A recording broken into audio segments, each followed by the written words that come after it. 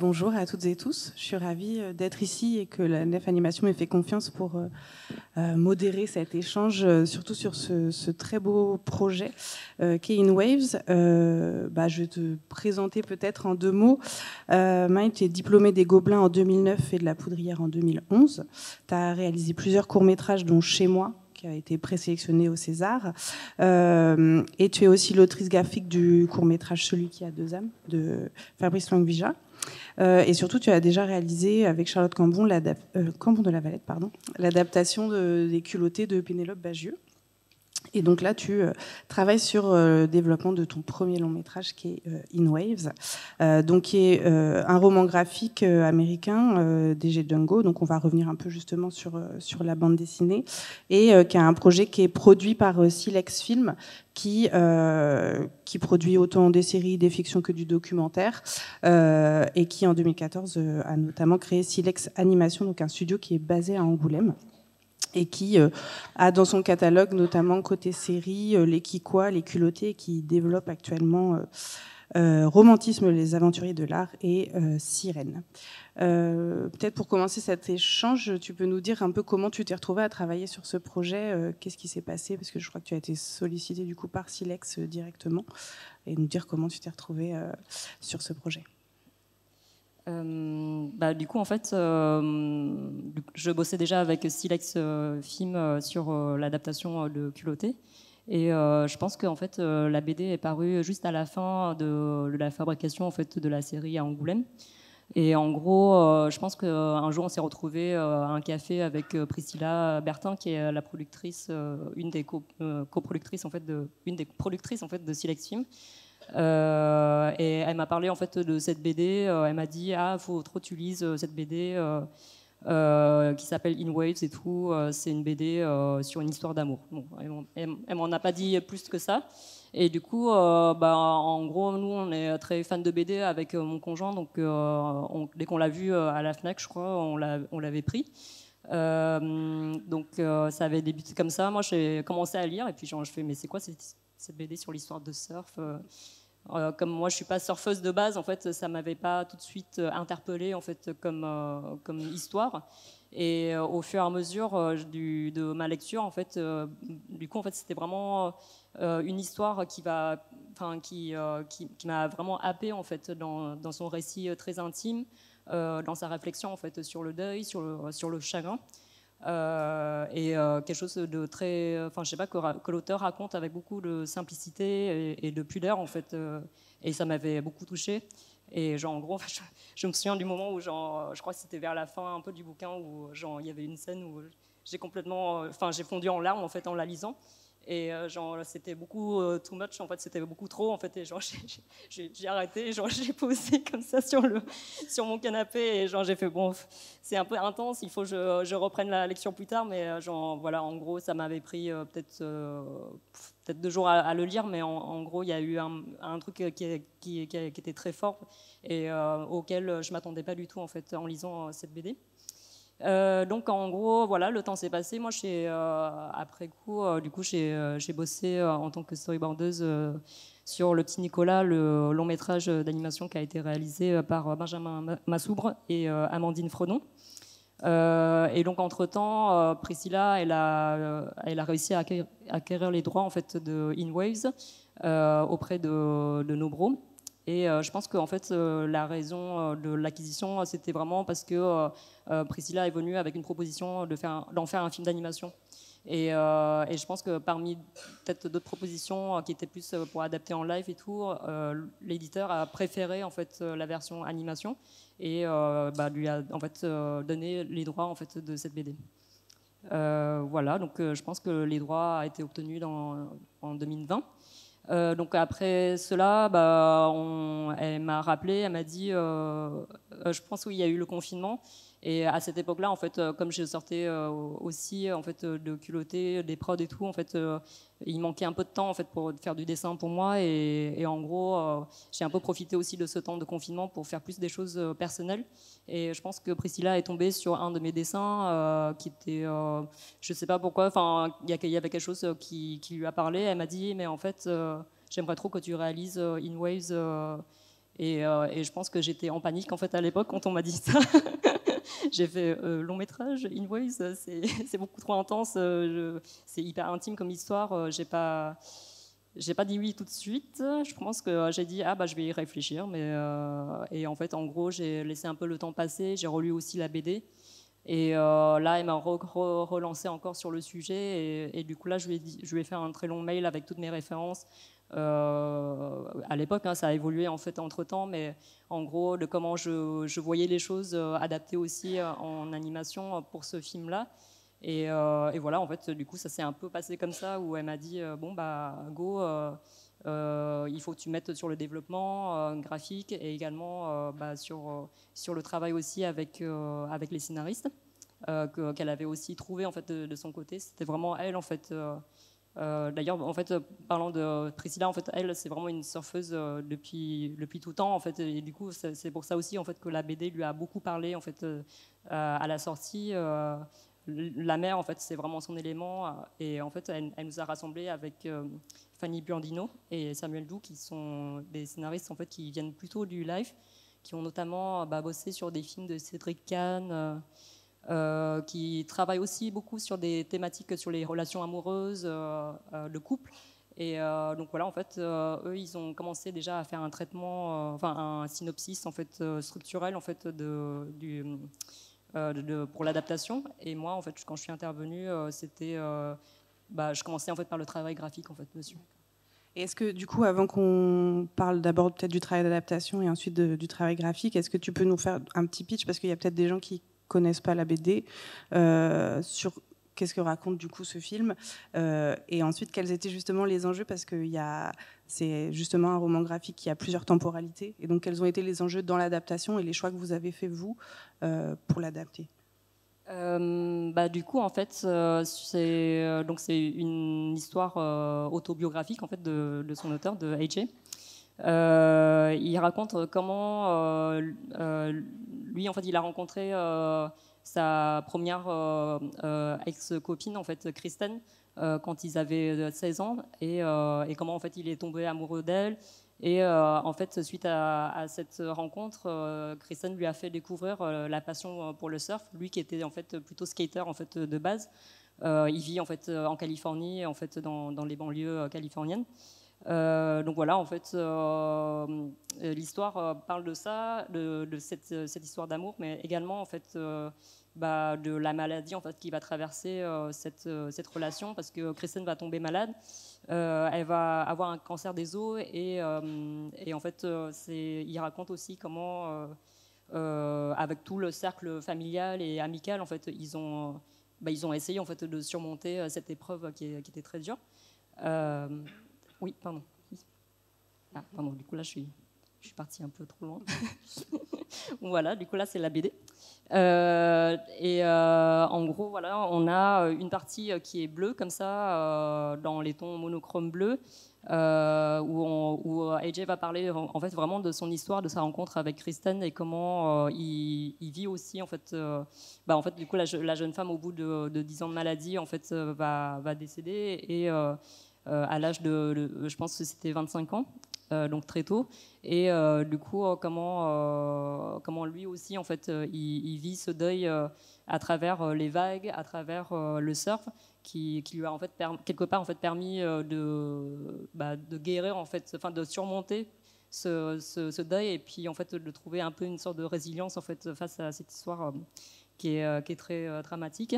Et en fait, dans la BD, la particularité, c'était aussi, il y a une partie qui est vraiment dédiée en fait à l'histoire du surf, depuis en fait sa naissance à Hawaï, aux environs du XIVe siècle, jusqu'à en fait son expansion en Californie. Je pense que c'était dans les années 60, avec deux figures en fait de surfeurs qui sont très connus dans le monde du surf.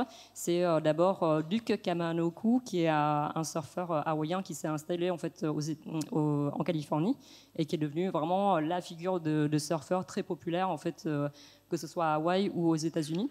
Et Tom Blake en fait, qui est peut-être quelqu'un un peu moins connu, qui a lui inventé en fait la planche de surf un peu moderne en fait d'aujourd'hui parce qu'il a réussi à faire des structures de cette planche pour qu'elle soit la plus légère possible. Enfin voilà, en gros je résume un peu ça, mais voilà, il y a vraiment une partie très conséquente en fait sur également en fait sur cette histoire de la partie plus documentaire en fait de l'histoire du surf qui est vraiment fait tout en sépia. Donc voilà.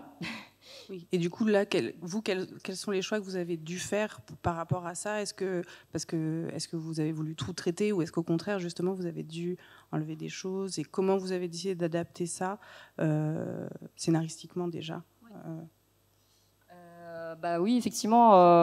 Du coup, non, en fait, on va, en fait, en termes d'adaptation, on est obligé en fait de faire des choix. Enfin, je pense que c'est ça aussi le travail d'adaptation. C'est pas forcément en fait de recopier exactement en fait mot pour mot, page pour page en fait la BD. Sinon, bah pourquoi faire une adaptation? Et l'idée, en fait, dans tout ça, c'était en fait de vraiment se concentrer sur ce qui nous a vraiment ému en fait dans cette BD, c'est-à-dire l'histoire de AJ, de cette sincérité, de cette pudeur en fait qui dégage en fait de cette histoire, et d'en faire vraiment le fil rouge en fait de notre adaptation, parce que c'est vraiment ça qui nous a ému en fait tous les quatre quand on a lu la BD. Et du coup, en fait, pour la partie documentaire, on a un peu plus galéré. Au début, on a tourné, enfin, comment dire, on a beaucoup essayé d'intégrer en fait cette partie avec Tom Blake, avec Duke, qui sont très importantes en fait dans la BD. Et en fait, on savait pas trop quoi en faire parce qu'il y avait un truc qui, tout d'un coup, que je trouve très bien en fait en tant que BD, parce que moi j'ai appris plein de choses sur l'histoire du surf aussi. J'ai trouvé ça hyper chouette et hyper documenté. Et par contre, en termes d'émotion, en fait, ça nous ramenait pas grand chose. Enfin, ça faisait trop. Enfin, moi je sais qu'en fait, en parlant avec AJ, en fait, je sais que quand il aborde en fait ces deux personnages, ces deux figures du surf, c'était parce que quelque part en fait lui il s'est retrouvé dans le personnage de Tom Blake, qui est un peu un genre de figure plus introverti, moins connu en fait que Duke, qui est un peu plus extraverti, dans lequel en fait il s'est peut-être projeté aussi le personnage de Kristen. Et voilà, en fait moi, je comprends en fait le symbolique de ça, mais en fait en termes d'adaptation, en fait nous on n'a pas réussi en fait à ramener en fait toutes ces informations qui sont trop denses en fait en termes d'écriture en fait pour le long métrage d'animation. Et au final en fait le choix c'était plus de partir en fait sur la partie sur Hawaï, et d'en faire en fait quelque chose de beaucoup plus beaucoup moins documentaire, beaucoup plus comment dire mystérieux, sur le spirituel, enfin pour qu'on connecte en fait sur pourquoi cette histoire de surf, cette histoire de connexion avec la mer, c'est hyper important en fait pour ce qu'on raconte en fait sur le chagrin, sur le deuil. Et c'est là en fait qu'on a trouvé en fait une solution, une réponse en fait à cette histoire, et pourquoi ça nous a tant ému en fait. Voilà. Plus comme un échappatoire en fait, un peu de lui sur une façon pour lui de trouver un échappatoire de son chagrin aussi sur. Ouais, c'est ça. En fait, dans l'écriture, du coup, ce qu'on a fait, c'est qu'on a fait vraiment et en fait, dans la BD, il y a vraiment une écriture qui est très littéraire. C'est-à-dire, en fait, on passe d'un temps à l'autre, on passe du documentaire à l'histoire de AJ, mais en fait, dans le désordre. Et dans l'écriture structurelle, en fait, avec Fanny et Samuel, ce qui était pas facile aussi, c'était effectivement de garder ce truc-là d'aller-retour dans le temps, mais en gardant quand même une compréhension en fait dans l'histoire, pour qu'on soit pas complètement en fait perdu, et qu'en fait on se détache complètement en fait des personnages. Et du coup, l'idée, c'était vraiment d'avoir 3 temps en fait dans l'écriture de ce film, c'est-à-dire le temps que moi j'appelle le temps du présent, mais en fait c'est l'histoire de AJ et Kristen et le groupe d'amis avec la famille et tout, etc. On va un peu voir ça de façon presque linéaire depuis leur rencontre jusqu'à la mort de Kristen. Et il y a un deuxième temps, c'est effectivement le temps de Hawaï, qui est en fait retranscrit par les dessins en fait de AJ. Donc en fait, dans l'histoire, le personnage de AJ est aussi un dessinateur. Donc en fait, voilà, on va le voir en fait dessiner. Et en fait, ces dessins-là, en fait, vont prendre vie en fait dans les scènes d'Hawaï où on va vraiment voir des choses, comment dire, traitées en fait sous son graphisme en fait. Mais on ne comprenne pas trop en fait au début. Ça va être un peu en pointillé comme ça pour que justement un peu teaser aussi et comprendre en fait quelque part ces morceaux-là, c'est quelque part l'inconscient de ce personnage qui veut raconter une histoire sur Kristen, qui veut retranscrire en fait enfin le portrait de Kristen à travers en fait à travers une princesse hawaïenne. Et après en fait on a un troisième temps qui est le temps du deuil, c'est-à-dire en fait AJ va se retrouver seul. Et là, en fait, on va comment dire, enfin, on va le retrouver un peu plus âgé, enfin, genre 10 ans plus tard, quoi, mais et on le voit juste en train d'écrire des petits morceaux, de faire des petits dessins sur son carnet et tout, qu'on sache pas trop en fait comment ça va s'agencer, mais en gros, en fait, l'idée c'est de créer en fait ces 3 temps en fait dans le film. Voilà, du coup là, c'est des. Oui, là, du coup, ça nous amène un peu sur, en effet, enfin, ça fait le lien sur les recherches graphiques justement, parce que du coup, enfin, la temporalité du présent et la temporalité d'Hawaï vont être traitées visuellement différemment. Et peut-être que du coup, enfin, les images qu'on a vues, on peut peut-être revenir un tout petit peu sur justement le choix que vous avez fait, parce que la BD, c'est monochrome, donc il y a cette partie du présent qui est plutôt dans les bleus, la partie du passé qui est dans des tons sépia. C'est pas le choix que vous avez fait sur le film. Est-ce que du coup tu peux nous dire comment vous avez sur tes premières recherches graphiques, puis on va voir qu'ensuite elles ont évolué et d'où c'est parti en fait. Ouais. Alors du coup en fait moi je connais pas très bien la Californie, mais avant de faire le film, du coup bon j'ai regardé sur Google Images hein, évidemment, et du coup j'ai vu que effectivement c'est très coloré aussi comme ville, c'est tout le temps ensoleillé en fait comme ville. Bah, d'ailleurs, je pense que c'est assez connu en fait pour ça, contrairement à New York, l'autre côté qui est peut-être un peu plus gris, plus bleu et tout, en termes de lumière. Et ça m'avait un peu surprise aussi, effectivement, sur comment je voyais les choses à travers la BD, parce que comme c'était très teinté en fait en bleu, je m'imaginais en fait, je sais pas, les plages de Normandie, quoi. Enfin, en lisant la BD, et je n'avais pas du tout en fait cette vision très chaleureuse en fait des plages californiennes. Et voilà, du coup, en fait, quand j'ai commencé à faire mes recherches dessus, je me suis dit, mais en fait, j'aime bien ça. En fait, j'aime bien le côté très ensoleillé pour aussi redonner un peu ce truc-là, très urbain, très chaleureux en fait dans les personnages, de les découvrir aussi en fait dans leur jeunesse, dans leurs rencontres, dans leurs moments en fait joyeux. Pour ne pas justement en fait, en tout cas moi j'ai envie d'emmener un peu le spectateur sur ce terrain-là, de pas nous plomber en fait direct, parce que en fait ce qui est ultra important et touchant aussi en fait c'est de comprendre que ils ont aussi des moments en fait très heureux, même si en fait le pitch du film fait un peu penser à quelque chose de très dramatique. Et c'était voilà en fait c'est l'addition d'aller vers aussi quelque chose de très coloré, très lumineuse, très chatoyante en fait dans les couleurs.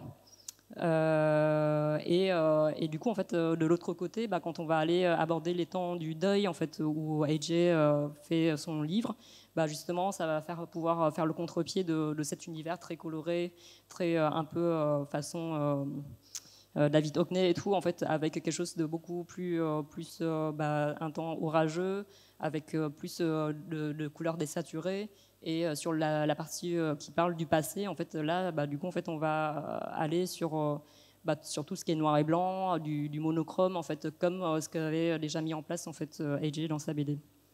Et puis je trouvais ça intéressant aussi parce que AJ, en fait, il s'est vachement inspiré en fait de tout ce qui est art sérigraphique pour faire ses dessins. Et l'idée, c'était aussi de retrouver ce dessin-là, noir et blanc, qu'on peut trouver en fait dans les méthodes de dessin plus entre guillemets ancestrales, avec la gravure sur bois, ce genre de choses. Et je trouvais que quelque part, en fait, symboliquement, on parle du passé, présent, futur, aussi à travers en fait les couleurs et les formes graphiques, quoi. Oui, et donc ça, c'était les premières recherches graphiques, c'était avant que tu puisses aller aux États-Unis, que tu puisses rencontrer justement AJ. Ce qui a permis de faire donc un teaser pour le Cartoon Movie en 2022. C'est ça. Qu'on va du coup peut-être regarder et ensuite voir, parce qu'il y a des choses qui ont un peu évolué justement suite à ça et suite à ta découverte un peu des décors en vrai. Oui, du coup, en fait, là, c'est le teaser qu'on a fait. Oui, ça date déjà, donc ça a pas mal évolué entre-temps. Donc, c'est un teaser qui a été fait en 2D, qu'on a montré au Cartoon Movie. Hop, voilà, je vais lancer le truc.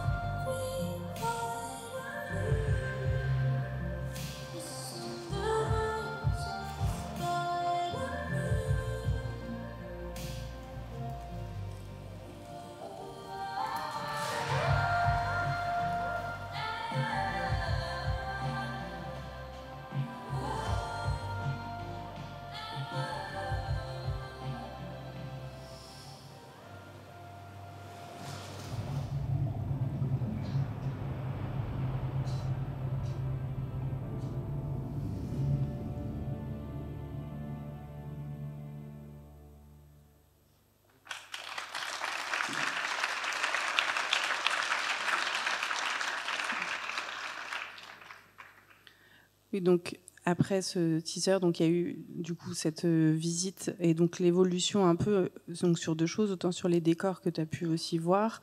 Il y a aussi la participation de Floriane, je crois, sur aussi des recherches de décors. Et puis ta rencontre avec AJ aussi, on pourra aussi parler ensuite plutôt du character design et des personnages. Du coup, en fait, comme je vous ai dit au tout début, c'est vrai que comme c'est une histoire très intime de l'auteur, en fait, moi, ça me paraît vraiment ultra important. Enfin, et puis pour Fanny et Samuel aussi, ils ont pas mal échangé avec AJ en fait depuis le début, en fait, quand ils ont commencé à écrire le film.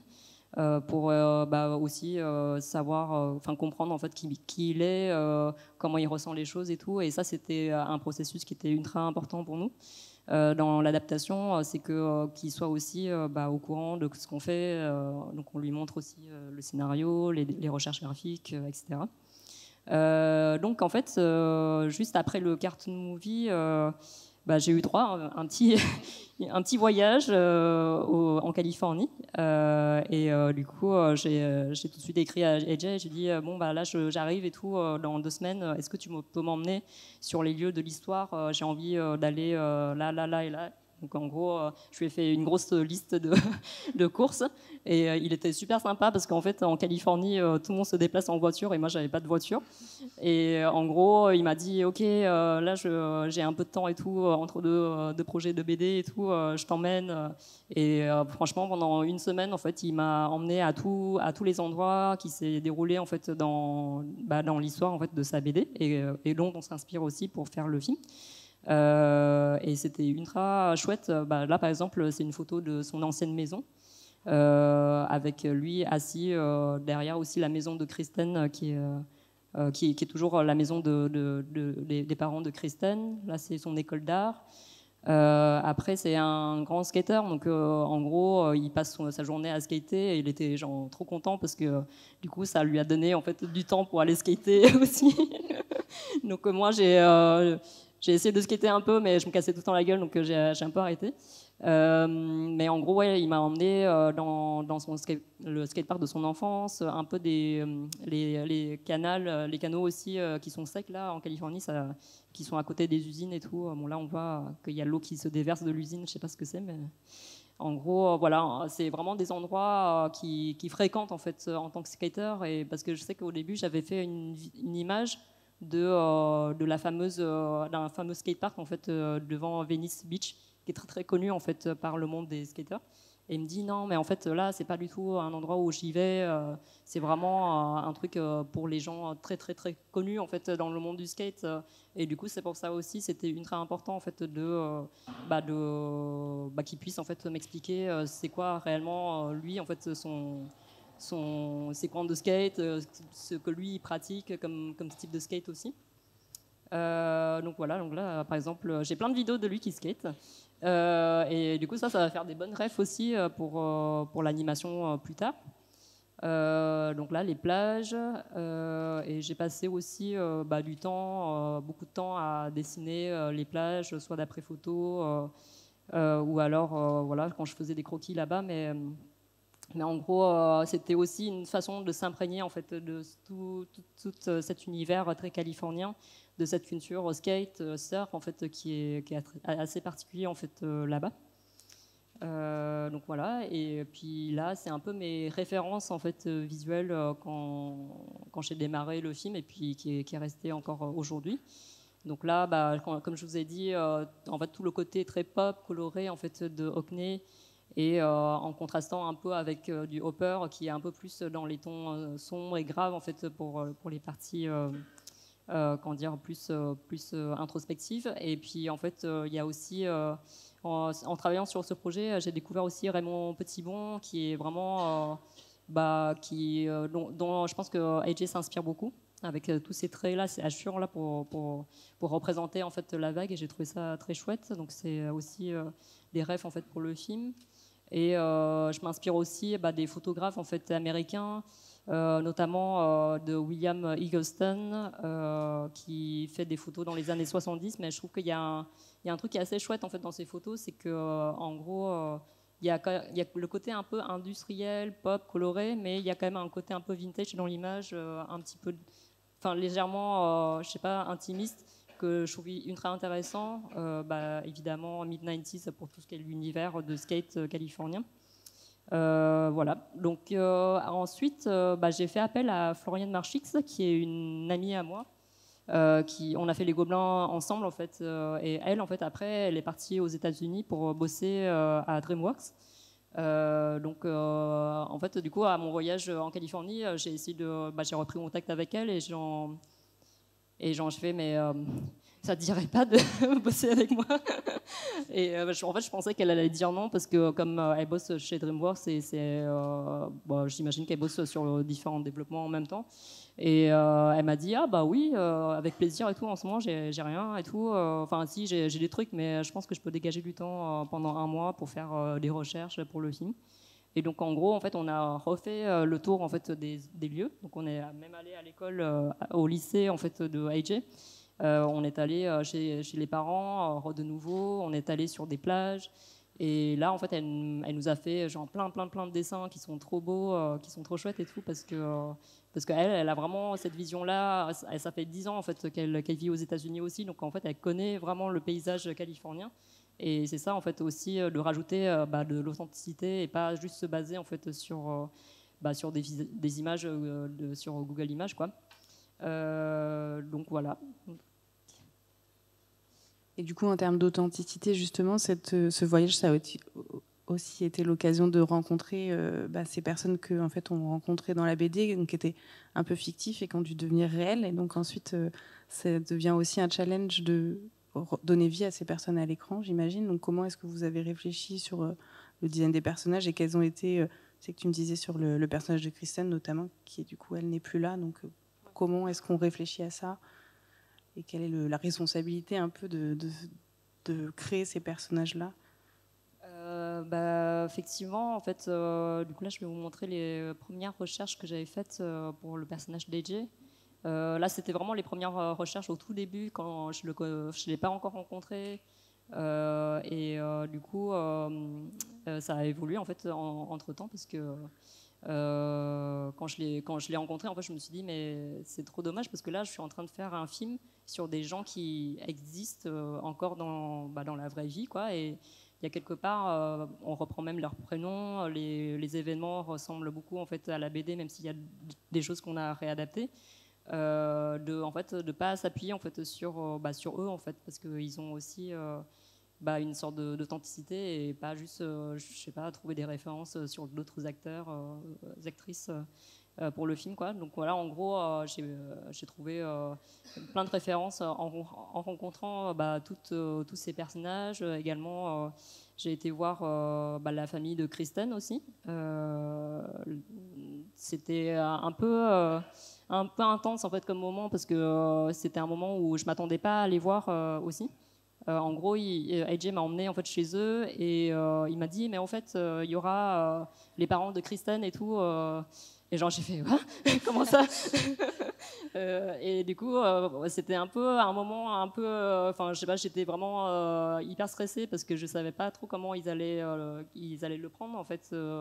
De voir quelqu'un débarquer chez eux, une meuf française qui veut venir faire une histoire sur sur leur fille et sur voilà en fait c'était un peu ouais c'était une rencontre assez au final ça s'est très bien passé et en fait la mère elle m'a vraiment ouvert ses portes comme ça, elle m'a dit ah je suis désolée c'est trop le bordel chez moi et tout mais viens quand même. Et en fait en gros genre dans la même journée ils m'ont proposé à aller dîner avec pour un anniversaire du frère quoi, de Kristen, et genre je me suis retrouvée vraiment le soir même à dîner avec eux pour un anniversaire.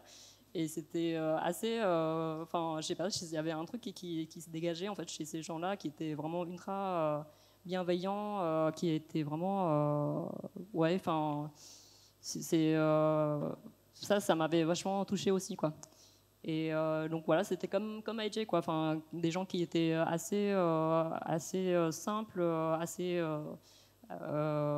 bienveillants en fait et très accueillants. Donc et du coup ouais, ça m'avait donné encore plus envie de m'inspirer d'eux pour faire en fait les dessins des personnages. Donc là vraiment la Kristen qu'on voit ici, on s'est vraiment appuyé en fait sur les photos de la vraie Kristen pour les dessiner, enfin essayer vraiment de choper en fait les traits caractéristiques en fait de son visage. Après on a aussi les cousins, le frère, pareil en fait c'est vraiment on s'est inspiré en fait des deux quoi. Et en fait effectivement la complexité c'est que sur le personnage de Kristen, moi je pense que c'est beaucoup de projection sur elle aussi parce que je la connais pas. J'ai vu des vidéos d'elle. D'ailleurs, ça, c'est aussi quelque chose de assez dur parce que ils m'ont envoyé plein de choses, des vidéos d'elle quand elle était hospitalisée. Et en fait, ouais, il y a quelque chose de très intime et j'avais l'impression un peu de rentrer dans cette intimité-là qui est, qui m'a un peu, comment dire, je savais pas en fait si j'étais trop intrusif ou pas en fait par rapport à ça. Et en fait je vis qu'ils étaient vraiment hyper généreux en fait en termes de matière et qu'ils avaient vraiment envie que le film en fait puisse aussi la représenter pour continuer à faire vivre en fait ce personnage, cette fille à travers le film aussi, à travers la BD. Du coup je me suis dit c'est vrai que c'est aussi une occasion de rendre hommage en fait à cette jeune femme qui était ultra combative aussi par rapport à sa maladie, qui est vraiment hyper pétillante, et voilà d'en faire vraiment quelque chose de plus honnête possible, enfin, selon moi, parce que après encore une fois je la connais pas, donc c'est un peu compliqué de dire des choses. Après ce qui est chouette c'est que moi je me suis beaucoup entendue aussi avec AJ qui est vraiment quelqu'un, je pense qu'on a un peu le même tempérament, on est assez introvertis tous les deux, on s'est retrouvés à aimer les mêmes choses et en discutant, en le rencontrant aussi, en fait, du coup, ça m'a permis aussi de mieux le comprendre et de me dire, en fait, finalement, comment, quand je vais faire des choix en fait, de mise en scène, d'être dans la pudeur, d'être dans quelque chose de réservé, en fait, c'est peut-être ça en fait, qui va ramener aussi de ce que j'ai bien aimé en fait, dans la BD, quoi. Oui, de trouver le bon ton justement pour traiter de ce sujet qui est pas facile. Je vois le temps qui passe et du coup je me dis peut-être qu'on peut faire un petit point sur la technique. Qu'est-ce que vous avez choisi et puis quels sont aussi justement les défis que vous avez dû relever notamment, et ça fera un petit pont avec l'échange de demain sur représenter l'élément aquatique justement, de comment on représente la vague. Oui, du coup, là, c'est clair, c'est un gros sujet sur le film. Bon, d'ailleurs, on est encore en plein dedans parce que là, on est en pré-prod dessus et on fait plein de développement de vagues. Mais en gros, le film, donc le teaser a été vraiment fait complètement en 2D. Et moi, en fait, mon envie de base, depuis le début en fait, de cette adaptation, c'était de faire un film en 3D avec un rendu 2D. Parce que, enfin, je trouve que aujourd'hui, en fait, on a beaucoup de possibilités aussi avec la 3D. Enfin, on n'est pas obligé de faire une 3D à la Pixar et tout, avec un rendu réaliste, et du coup, de pouvoir aussi en fait utiliser cette technique-là pour justement en fait rendre le même graphisme qu'on a vu, mais en 2D. Et ça permet aussi en fait de faire plus de mouvements caméra, des cadrages, des objectifs, peut-être un peu plus cinéma aussi, avec des quand on parle de skate et tout, on a envie de voir aussi des mouvements de travelling, en fait, où on suit les personnages, ce genre de choses. Et je trouve qu'en 2D, on est vite un peu contraint avec une caméra fixe et tout. Et voilà, en fait, le sujet autour du surf et des sports de glisse, en fait, je trouve que ça s'y prêtait. Donc voilà, en fait, l'envie était là depuis le début. C'est pas quelque chose qui est venu après. Donc là, je vais vous montrer un petit test de rendu. Donc là, en fait, ça a été fait dans Blender. Les personnages ont été faits, on a modélisé le personnage de AJ. Donc là, c'est un petit test d'anime qui a été fait chez Autour de Minuit. C'était il y a déjà 1 an.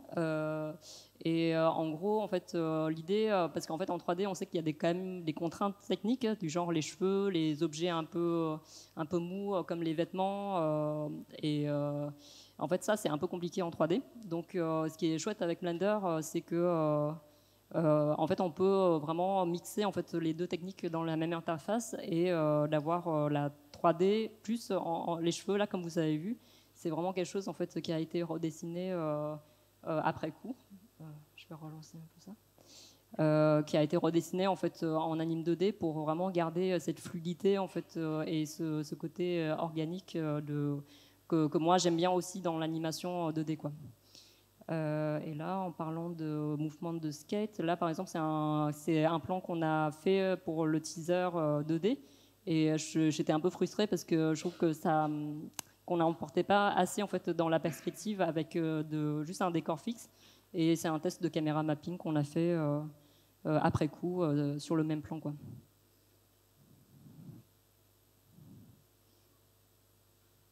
Donc le décor a été fait en peinture sur Photoshop. Ça a été projeté en fait sur des blocs 3D très très grossiers.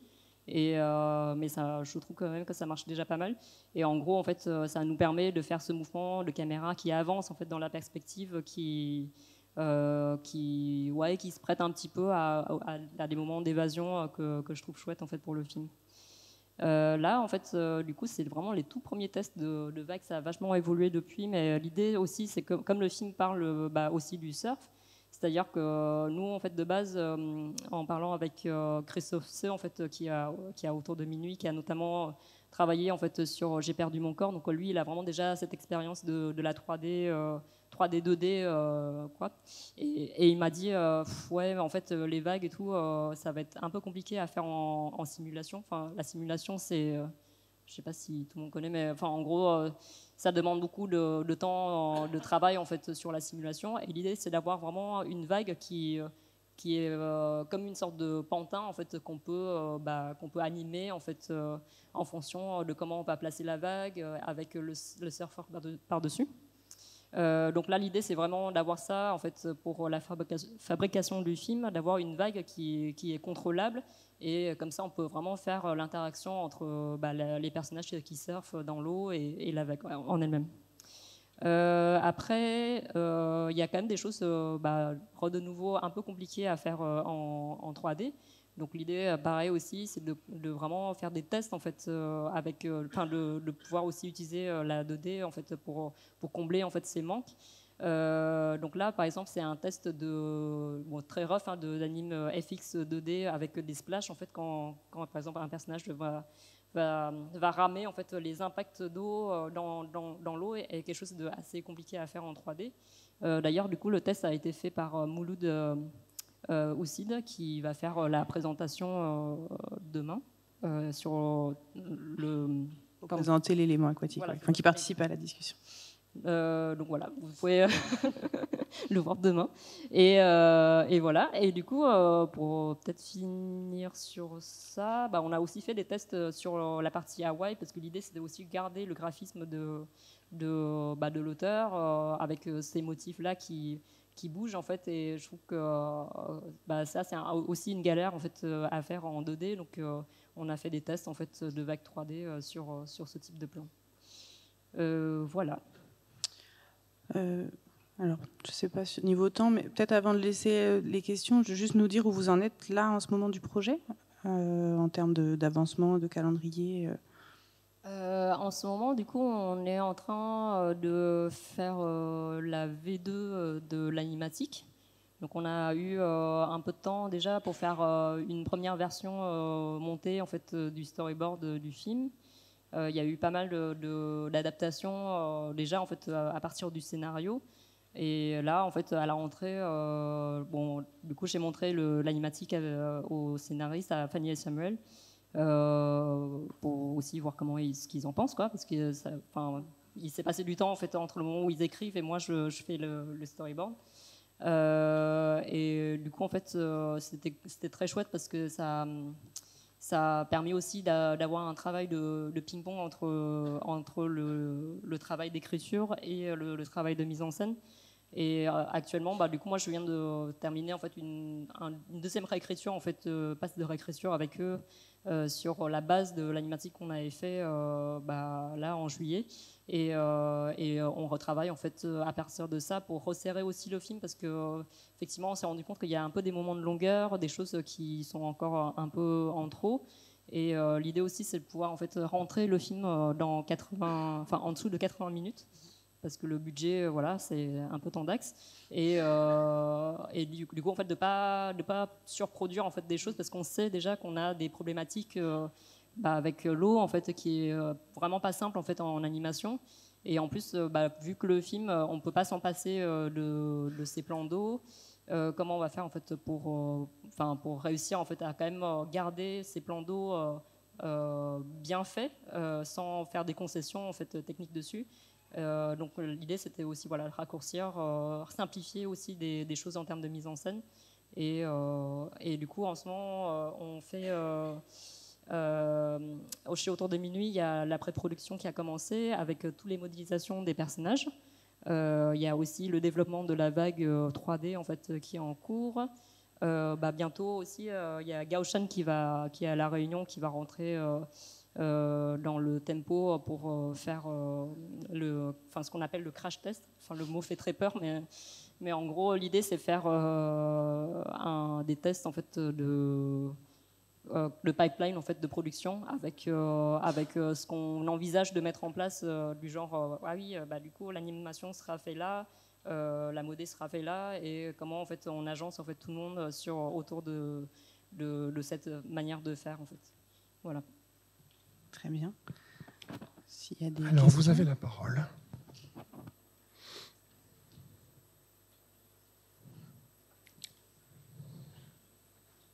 Ici, oui. Oui, bonsoir. Merci, c'est vraiment très intéressant. Est-ce que vous pouvez nous parler un peu des voix, en fait, des personnages ou de la bande son? Alors oui, du coup, la bande son, la musique va être faite par Rob et Okelou. Donc Rob Couder est compositeur de cinéma pour les films de Rebecca Zotowski et notamment de Bureau des légendes aussi. Et Okelou, elle est plus chanteuse électro. Elle a sorti un premier album et là, elle est en écriture sur son deuxième album. L'idée, c'est aussi d'avoir pas mal de morceaux synchro pour le film, parce que c'est un film qui va être aussi dans quelque chose d'assez urbain, assez teenage, et du coup, en fait, de vraiment nous plonger dans cet univers très contemporain en fait de la musique, quoi. Donc on aura pas mal de musique, de morceaux de musique en fait rajoutés dessus, et d'avoir ce duo de compositeuristes en fait pour faire la musique sur les parties où ce sera plus l'introspection, la musique originale. Ouais, je pense que ça va être ça. Et l'idée aussi, c'est vraiment d'avoir des thématiques en fait sur les morceaux qu'ils vont nous proposer et que nous on va derrière en fait tester au montage. Moi, j'avais un peu en tête une musique qui serait un petit peu presque la voix de l'océan, qui va un peu nous ramener un peu cette idée-là en fait un peu cyclique aussi des vagues dans le film. Bon après là, du coup c'est en cours, donc j'ai pas grand-chose à vous montrer pour l'instant. Et pour les voix, on va commencer le casting des voix bientôt. Pour l'instant, en fait, quand je travaille sur le storyboard animatique, bah, c'est moi qui fais les voix avec mon conjoint et avec ma directrice de casting aussi. Donc on est 4 à faire toutes les voix. Mais en gros, en fait, on essaye aussi de trouver des jeunes actrices en fait, qui pourraient aussi donner cette voix-là en fait. Oui, parce que les personnages sont assez jeunes, ils sont entre 16 et 25 ans. Donc voilà, c'est vraiment de trouver aussi ce langage très jeune en fait, chez les acteurs. Et moi j'aimerais bien en fait faire des séances de lecture aussi avant de faire le vrai enregistrement pour pouvoir rebondir sur l'écriture de dialogue, choper un peu les moments de spontanéité parce qu'on a pas mal de scènes de discussion de groupe où ils sont à 4 en train de discuter, blaguer, machin et tout. Et en fait, ça, je trouve que c'est quelque chose de assez en fait, il faut le faire vivre presque quand ils sont tous ensemble et après pouvoir le retranscrire en salle d'enregistrement, quoi.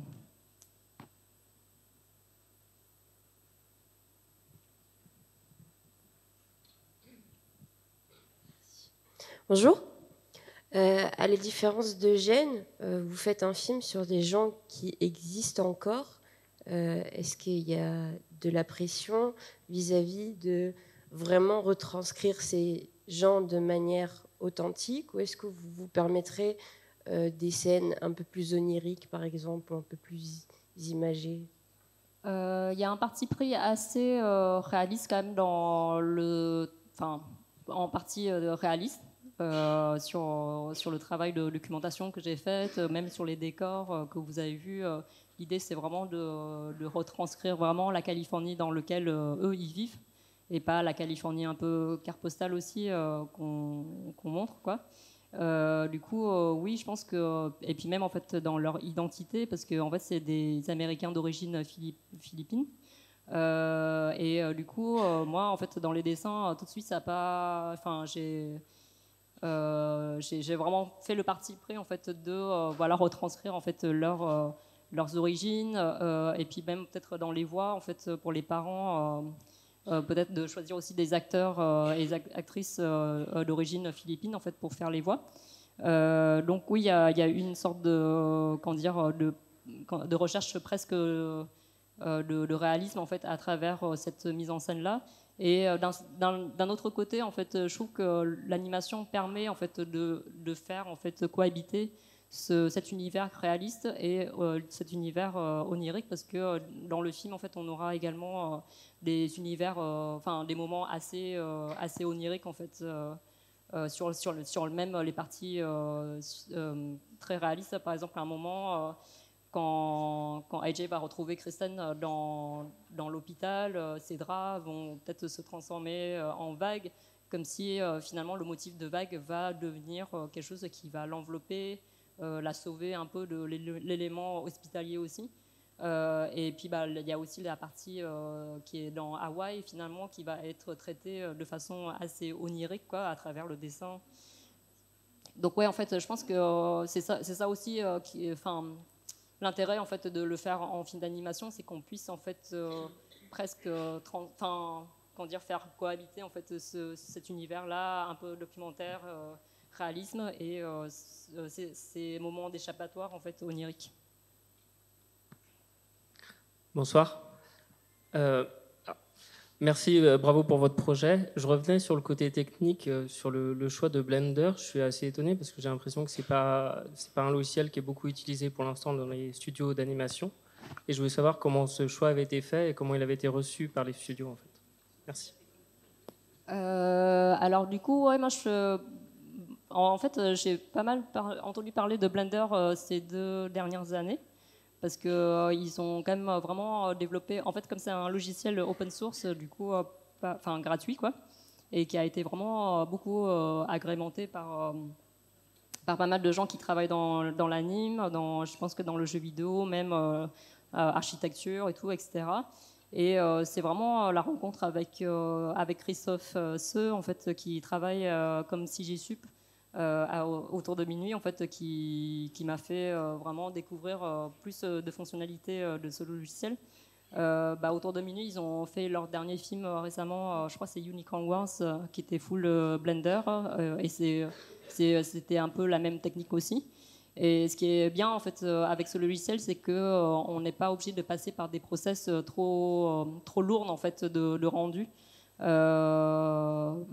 je connais très peu en fait les Maya et tout pour pouvoir comparer, mais en tout cas en fait Christophe, lui, il a vraiment développé un outil qui permet de il a développé un outil qui s'appelle le GP Trace, qui permet d'aplatir en fait les modélisations 3D en 2D. Et comme ça, en fait, on peut même revenir en fait sur l'animation 3D pour corriger en fait le dessin, rajouter en fait des choses qui nous plaisent pas en fait en termes de 3D pour redonner plus de forme graphique en fait. Voilà. Du coup, je trouve qu'au final, je pense que c'est le logiciel qui convient le mieux au projet. Alors voilà la dernière question là-bas. Bonjour, c'est pas tant une question qu'une réponse. En fait, Blender est quand même beaucoup utilisé aujourd'hui. Ça a été sur J'ai perdu mon corps, sur Mars Express, sur La forêt de Mademoiselle Tank de Denis Do. Il y a au moins 3, 4, 5 productions qui me viennent en tête. Donc c'est aujourd'hui un logiciel qui est assez courant, qui est extrêmement efficace quand il s'agit aussi de ces techniques hybrides 3D, 2D. Voilà, donc il reste la place pour une petite question encore. Oui. Comme ce n'était pas une question mais une remarque, vous avez droit à encore une question qui est ici. Voilà. Mais là, c'est vraiment la dernière. Oui, ça complète ce que disait Arnaud. La fabrication va se répartir entre autour de minuit, Gaoshan et peut-être d'autres partenaires aussi. Oui, il y aura du coup Silex Angoulême qui va faire une partie, Silex à Paris qui fait plus des parties 2D graphiques. Donc là, en ce moment, on est en train de faire le storyboard avec Silex dans les bureaux de Silex. Il y aura peut-être également la Belgique qui va... la Belgique, enfin, peut-être, je dis peut-être, mais c'est le cas. Je ne suis pas du tout au point en termes de production, du coup, je pense que je vais vous raconter n'importe quoi. Mais oui, effectivement, il y a autour de minuit Gaoshan qui va faire le layout et l'animation, et autour de minuit s'occupe pour l'instant de tout ce qui est pré-prod, la modélisation et les vagues. Et également le rendu en fait GP Trace qui est leurs outils maison, donc on va repasser chez eux post-anime, et après le compo pour l'instant on ne sait pas trop encore.